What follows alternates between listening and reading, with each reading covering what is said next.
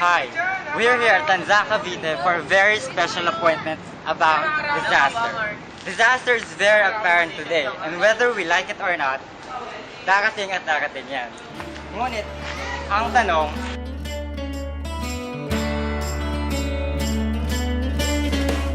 The moment has come to face the truth. I'm wide awake, and so are you. Do you have a clue what this is? Are you everything that I miss? Hope so. We'll just have to wait and see if things go right. It doesn't matter if you love him or capital H-I-M. Just put your paws up, 'cause you were born this way, baby.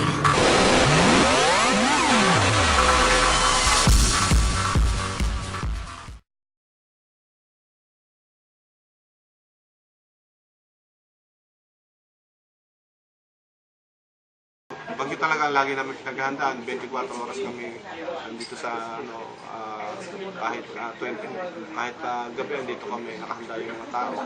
Meron kaming kahit na signal number 2 lang, nandiyan yung equipment namin. Nandiyan yung military truck namin, yung rescue group, nakahanda yung mga gamit namin. Meron din kami yung mga gamit sa pagre-rescue. Kompleto kami, meron kami nga pala. Nakita niyo yung mga box na yun. Yun yung mga kulay orange. Kompleto sa gamit yun. Nandun yung mga flashlight, palakol natin, lubid. Kompleto sa gamit namin. Isang pagbuhat niyan, sakay lang sa truck. Takbo na. Meron din kami mga chainsaw. Kompleto naman sa gamit. Meron kami boom. Kaya lang, kumbaga, nakaprepare kami. Meron kami ring 2 bangka at meron kami isang rubber boat. Meron din kami isang speedboat. Ang lindol, nakailang earthquake drill na kami dito at sa eskwelahan. Lagi naman merong drill yan. Kaano namin ng pulis at sa bumbero. Si bumbero kasi ang sirena. Tapos inaano namin yung tao kung paano yung gagawin pag may lindol. So siguro ang pinakaanong lindol na nangyari dito noong 1991 pa.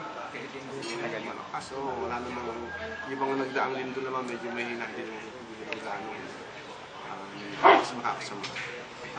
Doon sa pag-aaral namin, doon sa ready program ng PBOX, kung gagalaw ang Manila Trench, yung Marikina Point, kung gagalaw siya, ang dulo kasi niya nandito sa Carmona.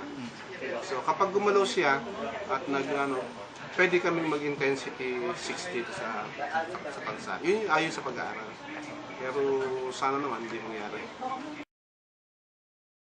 Nakahanda naman tayo. Yung sa mga meron tayong mga ibang klaseng drills. Kasama natin yung Cavite Rescue Group, ang kapulisan, kung may mga ibang training, sumasama kami. So sa ngayon, meron kaming pa-train ng yung sa mga mag-aalis ng water lily. Nandun yung rescue group din namin. Tumutulong sila, nagte-train din sila ng tao. Kahit na konting kaalaman, pinaalaman. Ano naman sila, aware naman sila kapag yung mga dapat po alam, ang mga barangay naman natin ay coordinated din. Kapag halimbawa may parating na bagyo, bukod sa telebisyon, nagpapalabas din kami ng information drive namin. Umiikot yung aming mobile hanggang sa dulo ng tansa. Talagang umiikot siya at sinasabi kung ano yung gawin o ano yung kinakailangan. Alam din naman nila na kami naman ay nag-iikot din para sa monitoring. Unang monitoring kasi namin doon sa dulo sa bukal, sa bunga. Nandun kasi yung ilog na lumalalim na kapag tumasyo, takbo kami dito sa Tejero Bridge, nandun yung water level namin. So simula pa, nung nilagay yung water level na yun, hindi pa siya umaabot sa zero. Pero coordinated naman kami sa iba't ibang bayan, lalo na sa Tagaytay. Ang Tagaytay kasi kung siya yung pinakamataas. Kapag umulan sa kanya, yung tendency ng tubig, walang ibang pupuntahan yun kundi sa amin, pababa. Kami yung pinaka-catch basin ng isa sa mga catch basin ng Tagaytay. Yung lahat ng tubig na manggagaling doon, umaano sa amin. So, wala namang, medyo malaki naman itong ilog namin, Cayos River, so, walang problema. Kung dumating ang bagyo, nakapag-ano na kami, nakapag-information drive na, nakaikot na yung sasakyan. Oras ng bagyo, naka-standby kami dito. Yung kalakasan ng bagyo, standby kami dito. Hindi kami lumalabas ng medyo yung talagang kalakasan.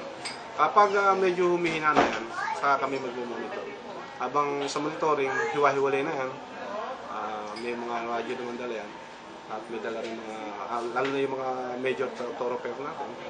Yun ang inuuna namin. At saka yung baybay dagat. Dala na yung chainsaw, kung meron mong gumibang puno. At tabas na agad para yung mga sasakyan naman makapasok. Tapos sa baybay dagat, tingnan natin yung mga bahayan, kung may na-effectuhan sa yung mga bangka sa amin. Kasi marami sa amin yung fishing village. Puro bangkaan nandun. Tinutulungan din namin kung meron mga na-effectuhan. Unang-una, karaniwan kasi, yung konti lang ang dadalhin. Konti lang ang dividitin, lalo na yung pang-araw-araw na kailangan, yun lang muna ang dadalhin. At nakaano naman sa kanila kung saan yung aming mga dapat puntahan kung sakasakali mapektuhan yung bahay nila. Bawa, bumugyo. Natanggal yung bubong o bumahak, alam nila kung saan sila pupunta. Sa ngayon, medyo hindi na hinihimok gamitin ang mga eskwelahan. So, ayaw na nila na gamitin ang mga eskwelahan. So, anong nangyayari ngayon? Meron namang open naman ng barangay hall, tapos meron kami ditong